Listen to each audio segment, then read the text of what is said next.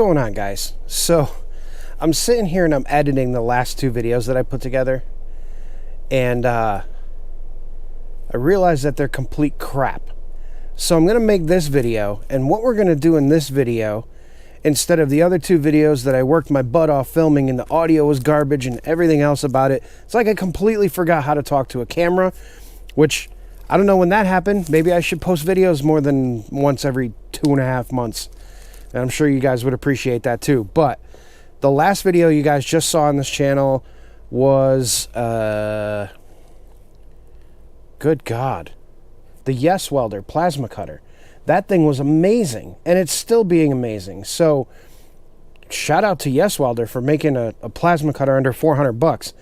Check the link down in the description. Go buy one. You get 10% off if you use code MorFab, and you can't beat it. So you want to start fabricating metal, but whatever. Let's just get on with the actual the agenda of this particular video. So I've been getting a ton of comments lately on the channel, and I'm actually looking at my computer now, and what I'm going to do is I'm going to read some of these and hopefully answer some of your guys' questions, because I get a ton of questions, mostly regarding the frame repair stuff, and it's hopefully something that I can answer for you. So we're going to start with probably the most asked question in the comments on all of the frame repair videos, whether it be Toyota, Chevrolet, GM, Jeep, whatever, is where do I get my stuff from? Where do I buy the parts that I use? The answer is Auto Rust Technicians and Safety Cap. It's a company based in Rhode Island. They're amazing. Their product is amazing. It's all USA manufactured with USA steel, and that is a big part of why I use them, because there's no Chinese garbage in anything that they manufacture. Their customer service is second to none. Their owner is an incredible gentleman. He's been doing this stuff since 1977, so I trust that they know what they're doing. I am going to be putting their link in the description below. Go check them out. They have everything from Jeep to GM truck to Toyota truck, Toyota 4Runner, Tacoma, all kinds of stuff. They have stuff for Mopar. They have stuff for Fords. They just started coming out with some stuff for that. So there is a ton of stuff available through Safety Cap. They don't just do one thing. Now, there are a couple other companies out there that do similar stuff. Don't even bother. Take yourselves right over to Safety Cap's website and buy what you need to buy, or bring it to me and I'll use all Safety Cap stuff. Either or, it's up to you. That's the number one question I get, is where does everything come from? The number two question that I get constantly is, what does this cost? Now, the reason why I don't divulge pricing in my videos is, one, to protect the customer and the Jeep that I'm working on, because I'm sure that my customers don't want everybody in the world knowing what they paid to have their Jeep fixed. Two, price is very subjective. So if a Jeep comes in and it only needs a frame repair and the frame is untouched completely and it needs a base frame repair, there's a cost for that.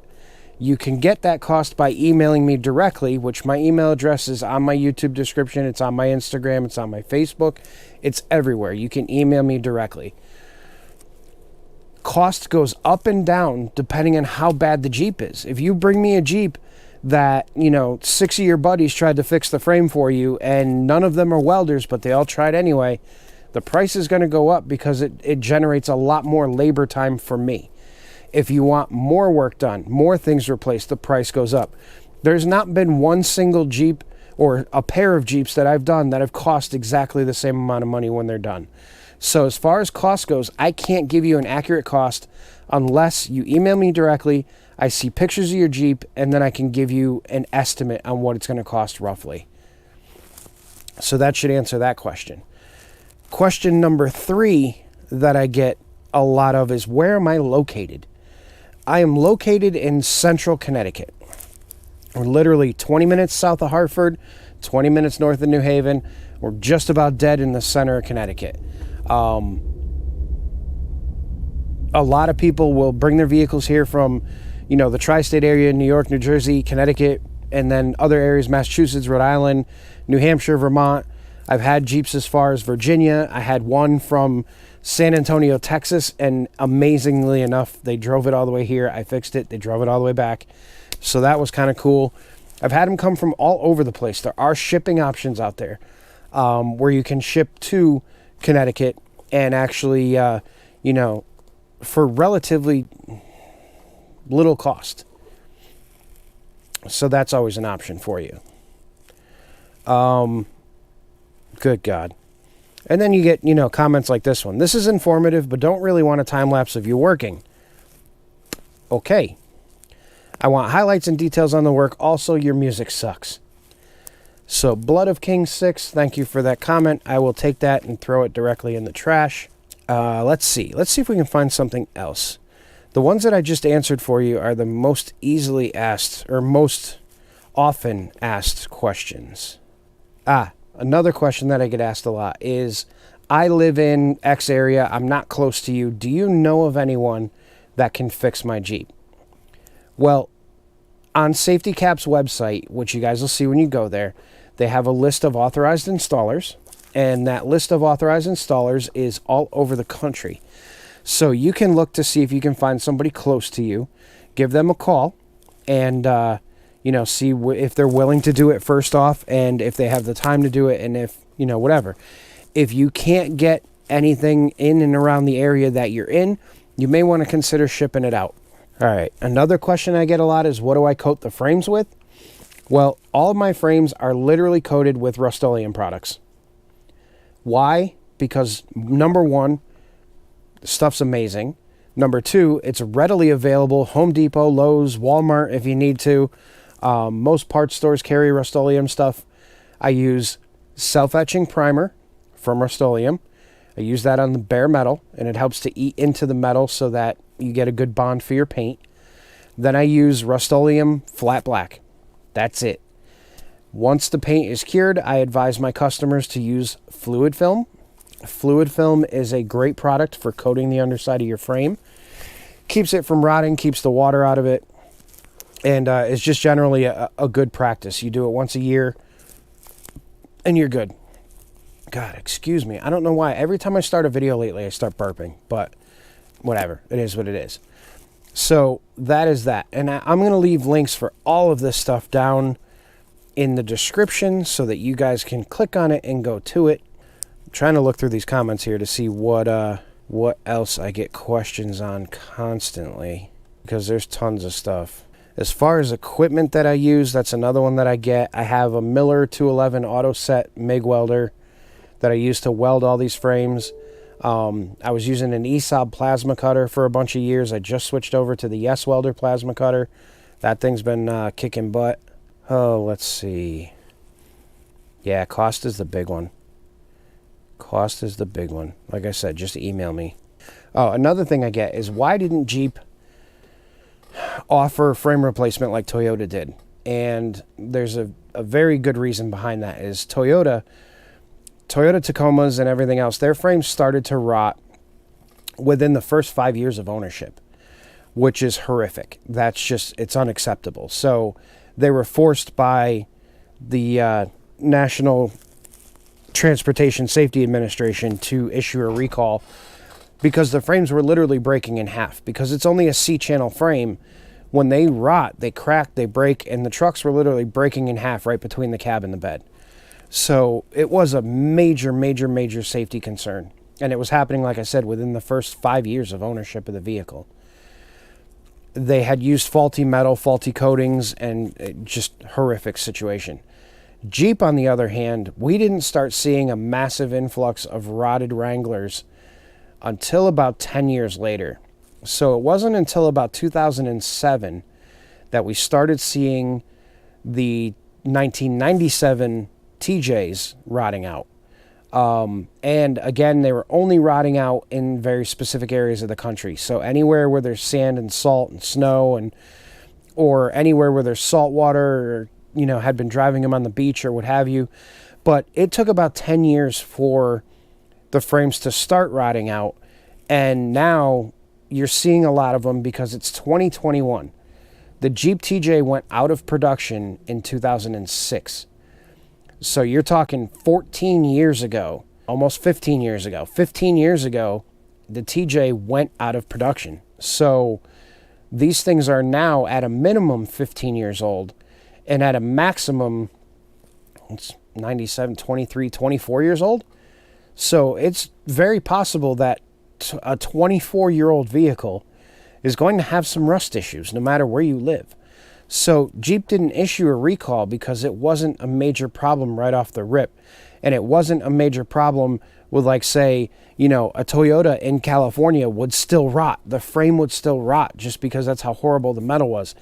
A Jeep in California still looks like the day it rolled off the showroom floor, even today. They don't rot. They do rot because, obviously, you've seen in 100 of my videos, the drain holes that were never in the frames in the first place. Well, in California, it rains, you get fresh water in the frame, it dries out because it's nice and warm and toasty, whatever. In Connecticut, you get sand, salt, road grime, snow, water. We have salt water, we have a coastline, we have people with boats and jet skis and everything else. So those frames just keep gathering crap over the years, and eventually they just rot out. So that's the story with why Jeep didn't do anything about it like Toyota did.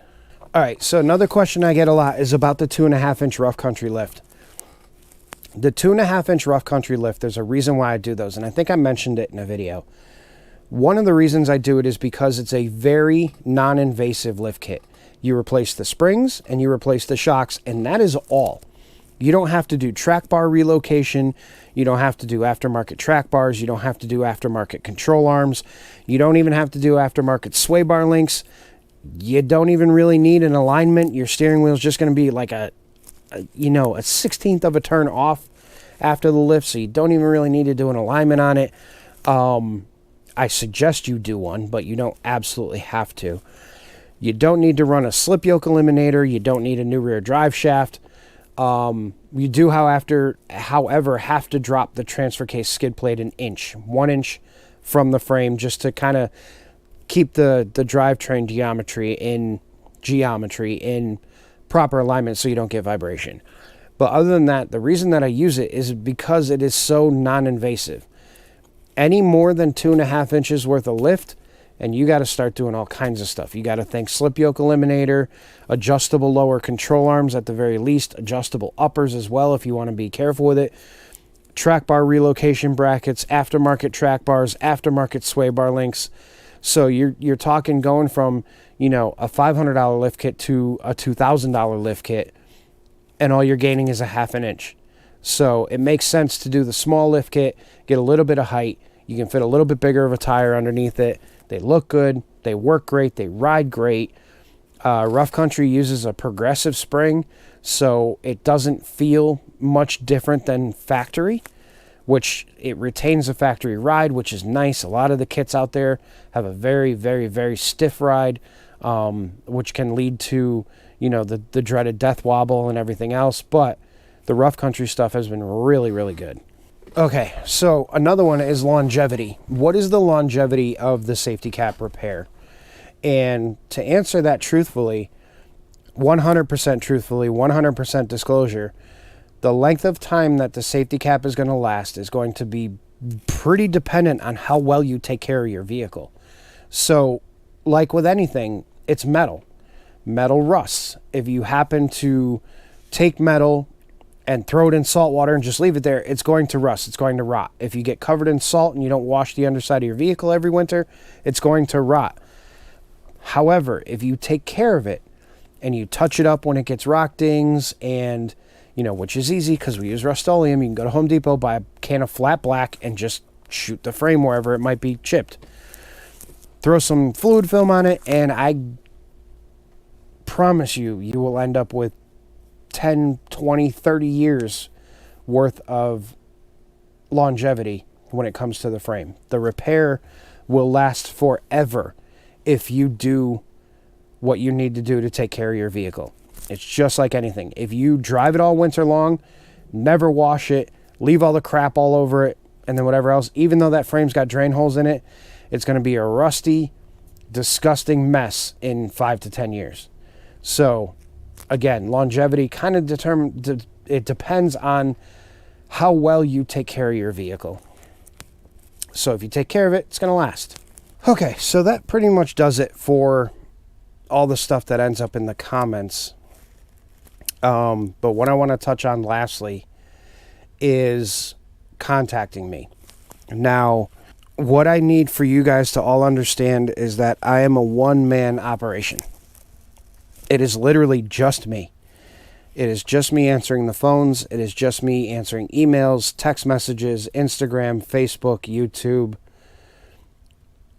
Google, you name it. It's just me. And it's also just me doing all the Jeeps, all the Toyotas, all the GMs, all the welding, all the cutting, all the fabricating, all the cleanup, all the shop stuff, all the paying of the bills, all the other stuff. I'm a one-man show. When it comes to contacting me, the best method to get a hold of me is via email. And the reason being is that I can sit down on my computer at 11:30 at night or midnight when I finish everything that I'm doing, and I can respond to you. So don't be surprised if you get an email from me at 1:30 in the morning. It happens. I hardly ever get a chance to sit down and talk on the phone.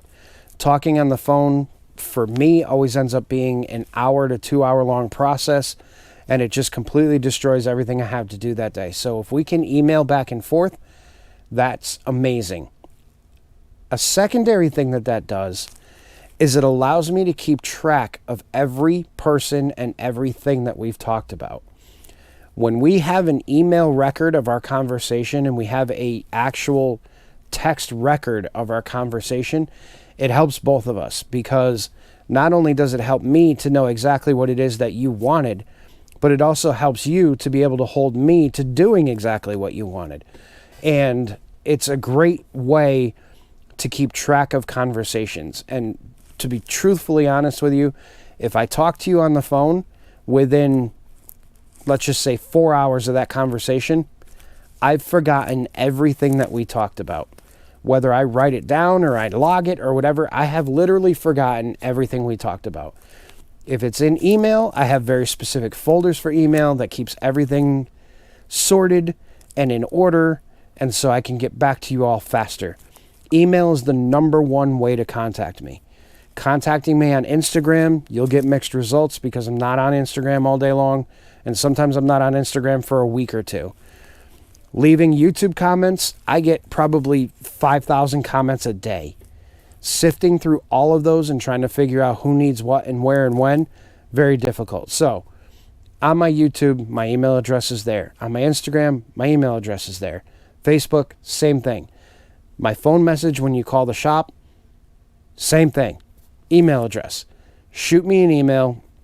If for some reason you don't have email, then give me a shout and say, hey, listen, I don't have email. I left you a message. Can you please call me back?